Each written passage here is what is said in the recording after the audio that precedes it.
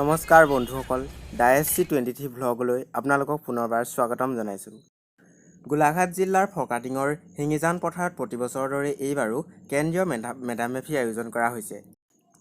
যিহেতু আমি ফৰকাটিং মহাবিদ্যালয়ৰ ছাত্ৰ, গতিকে আমি ৰুমত থাকোঁ আৰু আমাৰ ৰুমৰ পৰা শিঙিজান পথাৰলৈ খুব কম দূৰত্ব, গতিকে আমি খোজেৰে বন্ধুবৰ্গৰ লগত মেডাম মেফি চাবৰ বাবে ওলাই আহিছোঁ।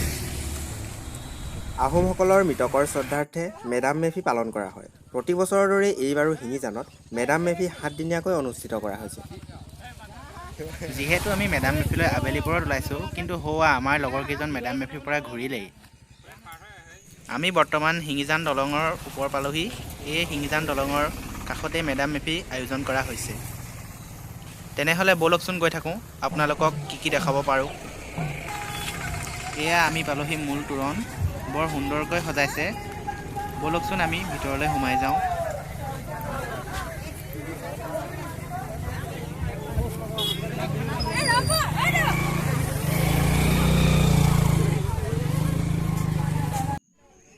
এয়া মহাবীৰ লাচিত বৰফুকনৰ প্ৰতিচ্ছবি সুন্দৰকৈ সজাই থোৱা হৈছে।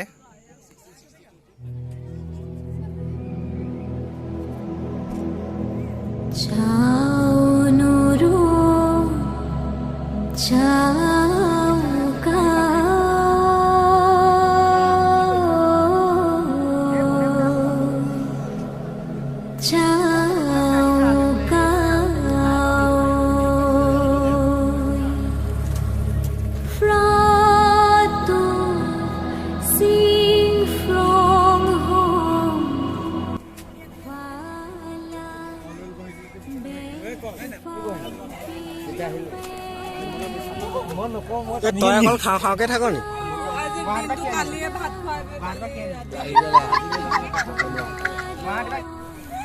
এয়া হৈছে অনুষ্ঠানটোৰ মুকলি মঞ্চ। চিত্ৰাংকন, আবৃত্তি আদি বিভিন্ন প্ৰতিযোগিতা ইয়াত অনুষ্ঠিত কৰা হৈছিল। এই 7 দিনৰ ৰাতিৰ ফালে সাংস্কৃতিক অনুষ্ঠান আয়োজন কৰা হ'ব ইয়াত। আৰু এয়া বন্ধুসকল ফটো মৰা কাৰ্যত ব্যস্ত হৈ আছে।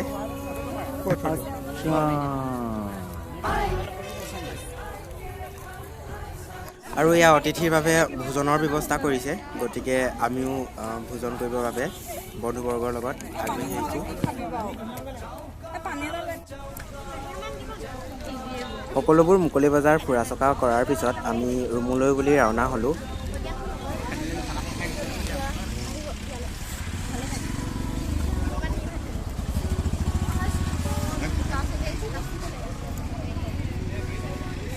ৰুমলৈ বুলি ৰাওনা হওঁতেই তোৰণৰ তলতে বৰ্তমান সময়ত জনপ্ৰিয় হৈ পৰা কচুগুটি প্ৰেংকষ্টাৰক আমি দেখা পালোঁ।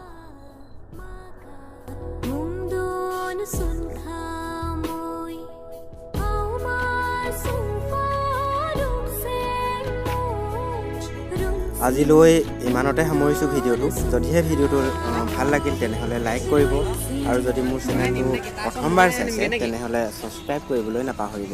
ধন্যবাদ।